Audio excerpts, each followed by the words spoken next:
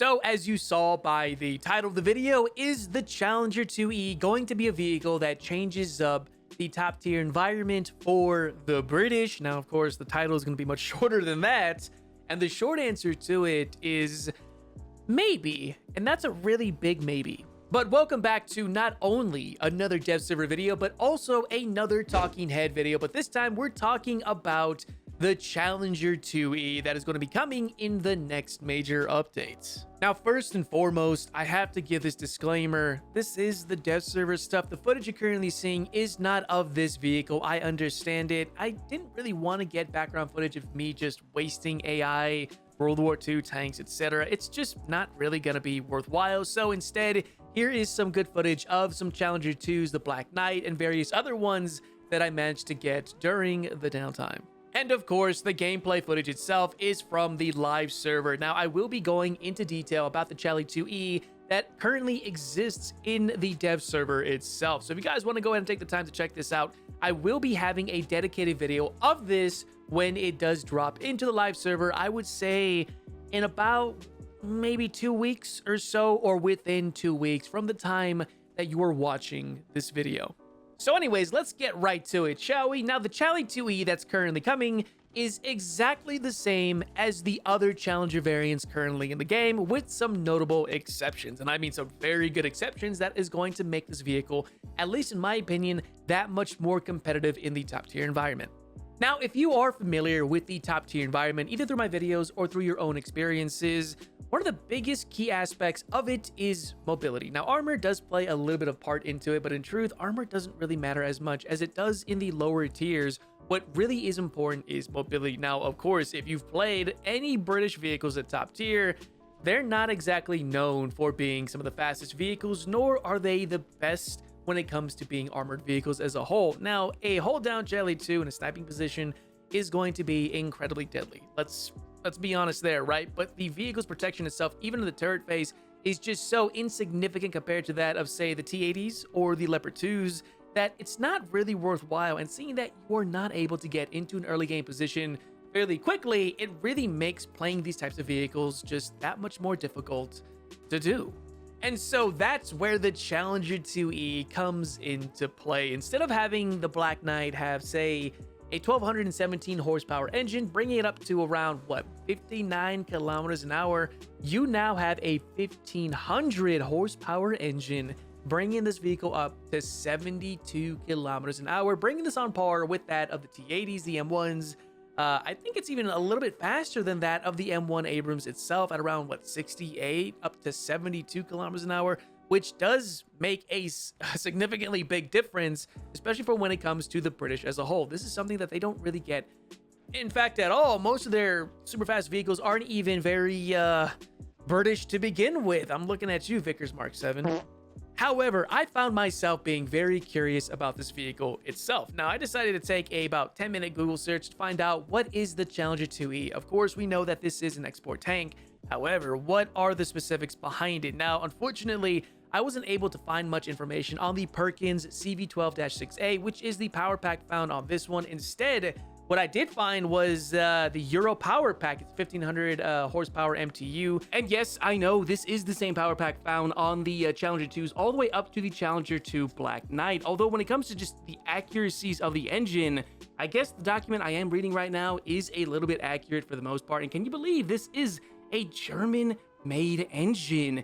Up to 1500 horsepower, which means that this is going to be a really torquey vehicle. If I haven't already been kind of bringing that up the entire video, it's really nice to be able to have some sort of good mobility for the British, because come on, their previous vehicles, the other Challenger 2s, those things, oh man, they're really slow. I'm sorry, I'm gonna bring that up throughout the entirety of the video here, but I'm just trying to put an emphasis on how amazing this is for the British. But when it comes to War Thunder and how the vehicle is represented here in the game, let's go more into detail about the modules itself and what to expect for when it drops in the live server. Now, of course, this is a Challenger 2, which means it will be firing the L27A1 APFSDS, which is the charm round found in every single Challenger from the base Challenger 2 to, of course, this one and the Black Knight. You do get the L26 as a tier 1 modification, and you do get a stock L23A1, which is a very good round for Even the BR itself, now granted, it's not the best, don't get me wrong, but it is way better than firing Heat FS found in most NATO tanks. And of course, you get Hesh absolutely stock. Although at top tier, you don't really want to use Hesh. I've used it to some pretty good effect, but you don't really want to use it as the norm, at least not in my opinion. It also features a Generation 2 thermal sights for pretty much everybody in the tank, the driver, the gunner, and the commander. Although I don't really see a reason as to why you would want to play the tank from the driver's perspective. I mean, it's there, but I don't really know why you would want to do it. And no, we're not getting third-person thermal sights. As much as many would like to see it like that, it wouldn't make sense in terms of game balancing, at least not in my opinion. And when it comes to the protection of the vehicle itself, I'm sorry to report this is no more better than that of the Challenger 2 base model, as well as even that of the Black Knight. You won't have the Dorchester armor package, at least not for the time being. You won't be having any sort of ERA or anything found on the TES or the 2F itself. But what that does do for you is it does reduce the weight of the vehicle, which means that you are able to use that 1500 horsepower to really good effect, as this vehicle only weighs 62.5 tons versus the almost 80 tons found on the TES. That thing is so chunky.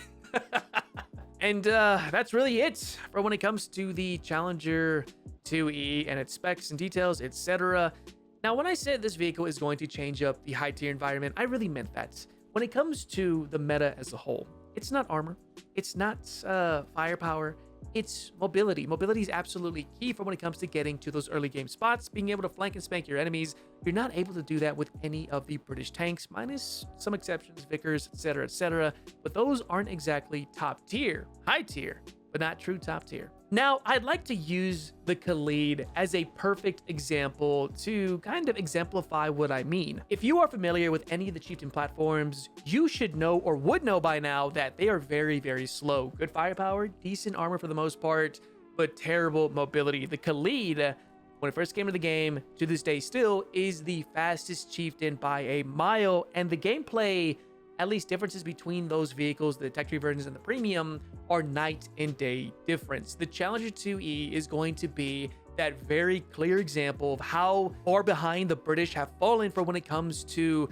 joining the meta as a whole. Don't get me wrong, the Challenger 2s hold down and snipe very well. I've seen some very good players utilize it. I would say myself included, but in truth, I don't play this nation too much.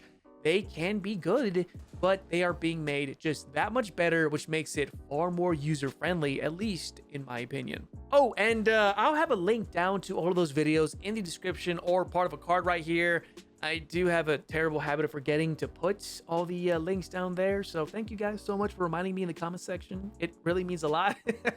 But when it comes to the rest of the details, that is honestly really it. The Challenger 2E, in my opinion, is a wonderful addition.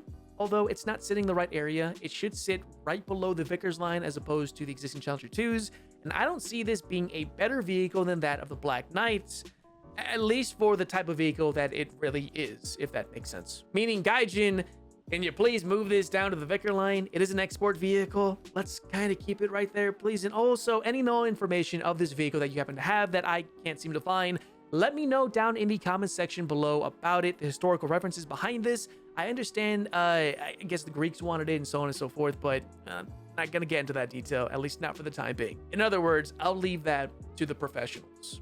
But yeah, that's all I got for you for when it comes to this video as a whole. And I want to know your opinion on this vehicle. Is it going to change up the dynamic of the British top tier? Is it not gonna change? Is it gonna stay the same? Because let's be honest here, I enjoy the Challenger 2s, but nowhere near as much as my Leopards, my M1 Abrams, and so on and so forth, because the mobility of those things are way better than the Challengers, and this one just brings this up to par with the rest of them. And I want to know, do you believe that as well?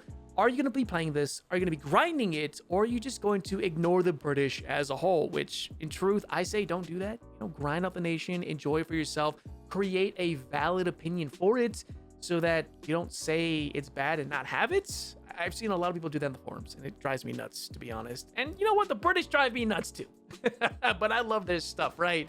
And also, if you want to see this gameplay live, you know exactly where to find me over on Twitch. Link is down in the description below. And while you're swinging on down there, don't forget to check out my 3% discount link. Now, if you're going to be buying anything in the War Thunder store, vehicle packs, pre-orders, Golden Eagles, whatever, use that discount code. It supports me, 3% off, you know the whole deal, okay? And trust me when I say it benefits everybody but Gaijin. So with all that being said, thank you so much for taking the time to listen to this. I hope you guys do enjoy the rest of the dev server, enjoy the rest of your weekend, and I will see you not only in the next video or even the streams, but maybe in War Thunder itself. I'll be doing some lower tier stuff later this week. Until then, happy grinding.